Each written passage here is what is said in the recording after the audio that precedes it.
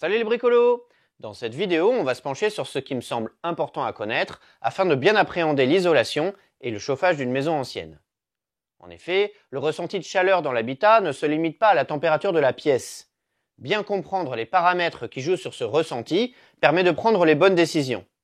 C'est d'autant plus important qu'une isolation mal adaptée peut être contre-productive, voire dégrader l'habitat.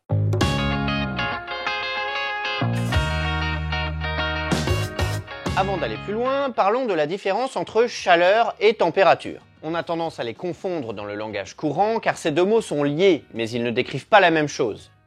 La chaleur est mesurée en joules et quantifie un déplacement d'énergie. Un objet peut gagner ou perdre de la chaleur, mais ne peut pas avoir de la chaleur. La chaleur est une mesure de changement et non une propriété.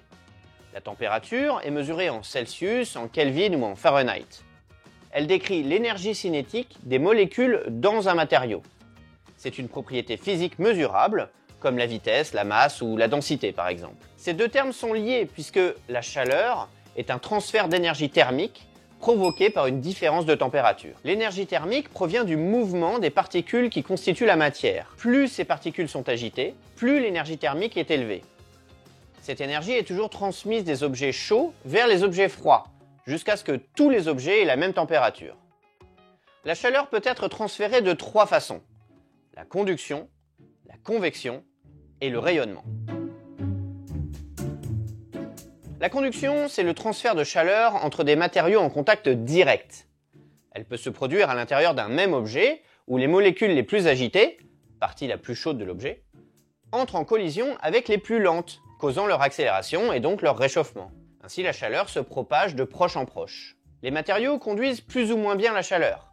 Les métaux, par exemple, la conduisent très bien, ce qui n'est pas le cas du bois. Vous en avez certainement déjà fait l'expérience en cuisinant avec des cuillères en métal ou en bois. Pour ne pas se brûler, la cuillère en bois, c'est quand même mieux.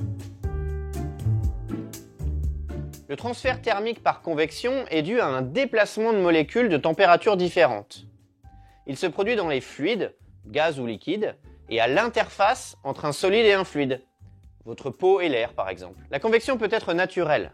Dans ce cas, les particules des zones chaudes, moins denses, montent et laissent leur place aux particules plus froides qui se réchauffent à leur tour. C'est un phénomène qu'on observe à grande échelle sur Terre, où l'air situé au-dessus des terres émergées est en général plus chaud que celui situé au-dessus des océans. Ainsi, l'air chaud monte et est remplacé par l'air frais des océans. C'est ce qui explique en grande partie d'où vient le vent. Le rayonnement thermique est un transfert d'énergie par onde électromagnétique. Contrairement aux deux types de transferts précédents, aucune molécule n'est nécessaire pour le rayonnement. Ces ondes peuvent se propager dans le vide, et heureusement pour nous, sinon nous ne pourrions pas profiter de l'énergie du soleil. Du coup, on ne serait pas là pour en parler. Quelle que soit sa température, un corps émet un rayonnement. On parle en général de rayonnement infrarouge, car c'est souvent dans cette zone du spectre, invisible à l'œil nu, qu'il se diffuse. Eh oui, toi qui regardes cette vidéo, tu émets un rayonnement infrarouge en ce moment même. C'est important de bien comprendre ces phénomènes car ils jouent un rôle central dans notre ressenti de la température et donc notre confort. Dans une pièce confortable, la température ressentie doit se situer autour de 19 degrés. Mais pour ressentir une température de 19 degrés, il ne suffit pas d'avoir un air à 19 degrés dans la pièce. En effet, la perception que le corps humain a de la température dépend aussi de la température des parois, de la circulation de l'air, du taux d'humidité, de l'habillement, du métabolisme, etc. Dans cette vidéo, on ne va pas parler de métabolisme qui est propre à chacun, ni de l'habillement. Il faut juste savoir qu'on a tous une perception différente de la sensation de chaleur, et que les vêtements limitent les échanges thermiques. Quand il fait froid, c'est une bonne idée de porter un pull par exemple. Même chez soi. Dans une pièce en courant d'air avec une hygrométrie de 50%, la température ressentie dépend majoritairement du rayonnement des parois, un tout petit peu de la température de contact avec les objets, et bien sûr de la température de l'air. Pour simplifier, on peut dire que la température ressentie, c'est la moyenne entre celle de l'air et celle des parois. Prenons un exemple. En plein hiver, on chauffe une pièce à 20 degrés. Mais les murs sont à 14 degrés car dehors il fait très froid. Et bien la température ressentie sera de 17 degrés. C'est un peu juste pour lire un livre dans un canapé sans avoir froid. On se rend bien compte avec cet exemple de l'importance de la température des parois. C'est assez fou, mais la température des parois a plus d'impact sur notre ressenti que la température de l'air dans la pièce. Mais maintenant que vous êtes familier avec les modes de transfert de chaleur, J'imagine que vous le comprenez très bien. Votre corps émet un rayonnement thermique en permanence vers les objets ayant une température plus faible. Si les murs sont plus froids que l'air qui vous entoure, alors vous allez ressentir la température des murs par rayonnement. Votre corps va céder de l'énergie thermique aux murs, et si ceux-ci sont froids, moins de 19 degrés, vous allez ressentir un inconfort. Pour compenser, vous allez certainement augmenter la température de l'air grâce à votre système de chauffage. La température idéale dépend aussi de l'usage de la pièce. Pour un séjour, un salon ou un bureau, la température idéale, c'est autour de 19 degrés. Mais pour une chambre, c'est plutôt 17 degrés. Une salle de bain, 22 degrés, ou une cuisine, 18 degrés par exemple. Le mode de chauffage joue aussi un rôle dans la sensation de chaleur et donc le confort. Les radiateurs vont émettre de la chaleur par convection ou par rayonnement. En effet, on est rarement collé au radiateur, donc on ne récupère pas leur énergie par conduction. Dans le cas de la convection, le radiateur chauffe l'air, ce qui crée un mouvement puisque l'air chaud monte en poussant l'air plus froid vers le bas, qui est ensuite chauffé et donc monte, en poussant l'air froid vers le bas, qui est ensuite chauffé et donc monte, en poussant l'air froid vers le bas, qui est ensuite chauffé. Bref, vous avez compris. Le chauffage par convection crée donc une stratification de l'air dans la pièce. L'air au plafond est plus chaud que l'air au sol. Ceci provoque un inconfort thermique avec une sensation de froid aux pieds. En plus de ça, le chauffage par convection a tendance à assécher l'air de la pièce, ce qui crée aussi de l'inconfort, mais on en parlera plus tard. Pour atténuer ce problème, on trouve parfois un humidificateur d'air dans le convecteur, sous forme de réserve d'eau liquide. Enfin, les convecteurs mettent l'air de la pièce en mouvement, ce qui peut accentuer la sensation de courant d'air qui provoque là aussi de l'inconfort. Bref, vous l'avez compris, ce mode de chauffage est plutôt à éviter, d'autant plus qu'il peut être dangereux car le corps de chauffe peut monter jusqu'à 90 degrés, ce qui peut occasionner des brûlures en cas de contact.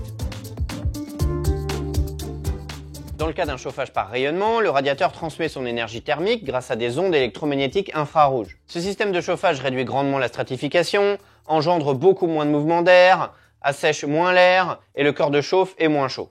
Tout ceci engendre un bien meilleur confort thermique. Parmi les chauffages par rayonnement, on peut citer les planchers chauffants, les poêles de masse ou les radiateurs électriques à inertie. Il est donc recommandé de choisir une source de chaleur par rayonnement pour améliorer le confort thermique.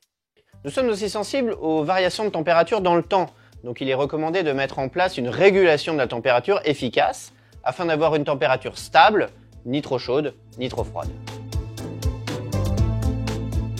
Le taux d'humidité idéal dans l'habitat se situe entre 40 et 60%. En dessous de 40%, l'air est trop sec, ce qui est désagréable pour la gorge ou les yeux par exemple. Si l'air est trop humide, ça crée un inconfort thermique à la fois en hiver et en été. Un excès d'humidité engendre de nombreux autres problèmes dans l'habitat, moisissures, champignons, problèmes respiratoires, etc. Mais ce n'est pas l'objet de cette vidéo. En hiver, l'humidité de l'air crée une sensation de froid, même dans une pièce chauffée à plus de 19 degrés. Ceci est dû au fait que le corps transmet plus facilement sa chaleur à l'eau qu'à l'air. L'air est un mauvais conducteur de chaleur, ce qui n'est pas le cas de l'eau. Vous en avez déjà certainement fait l'expérience en vous baignant. Si vous êtes inactif dans une eau à 23 degrés, vous allez rapidement avoir froid, ce qui n'est pas le cas dans de l'air à 23 degrés. Ainsi, quand il fait froid, un excès d'humidité dans l'air peut donner l'impression que la température est plusieurs degrés plus faible que celle affichée par le thermomètre. En plus de ça, il faut savoir qu'il faut beaucoup plus d'énergie pour chauffer un volume d'air chargé en humidité plutôt que sec. Vous allez donc avoir tendance à monter le chauffage pour compenser la sensation de froid, mais vos radiateurs vont avoir beaucoup de mal à chauffer la pièce. En été, si l'air est trop humide, ça amplifie la sensation de chaleur. En effet, il faut savoir que la vaporisation de l'eau, le passage de sa forme liquide vers sa forme gazeuse, consomme de l'énergie. C'est ce phénomène que le corps humain utilise principalement pour se refroidir quand il fait chaud. La transpiration s'évapore, ce qui consomme de l'énergie thermique et permet de refroidir le corps. Mais plus il y a d'humidité dans l'air, moins cette évaporation peut se réaliser. Dans le cas extrême d'une humidité de l'air à 100%, la transpiration ne peut plus du tout se transformer en vapeur d'eau. Il est donc très important de bien réguler l'humidité dans l'habitat en installant une VMC par exemple. Les mouvements d'air accentuent les échanges de chaleur par convection. Vous l'avez déjà expérimenté les jours où il y a du vent. Même en plein été, s'il y a beaucoup de vent, on a froid. Le corps humain perçoit des mouvements d'air très faibles, environ 0,2 mètres par seconde. Bon, en mètres par seconde, ça ne nous parle pas trop, ça fait environ 0,7 km/h. Donc tout le temps que les mouvements d'air sont inférieurs à 0,2 mètres par seconde, ça n'a pas d'effet sur notre confort thermique. Si ça dépasse cette vitesse, nous allons avoir un ressenti froid qui peut être agréable en été, mais beaucoup moins en hiver. Pour vous donner un ordre d'idée, Dans une pièce avec un taux d'humidité de 50%, une vitesse de l'air de 0,3 m par seconde, un tout petit peu plus d'1 km/h, donne une sensation de diminution de la température de 1 degré. Et c'est 2 degrés pour 0,7 m par seconde, 2,5 km/h. L'étanchéité à l'air est donc aussi un point important pour le confort thermique. Là aussi, une VMC peut aider. Comme vous avez pu le voir dans cette vidéo, le confort thermique est une notion assez vaste et il y a plein de choses à prendre en compte pour l'améliorer. En tout cas, j'ai essayé au maximum de les prendre en compte dans mes choix d'isolation et de chauffage, mais on en parlera dans une autre vidéo. J'espère que cette vidéo vous sera utile. Elle m'a demandé beaucoup de travail, donc n'hésitez pas à liker, à laisser des commentaires et surtout à partager. Et puis moi je vous dis à la prochaine!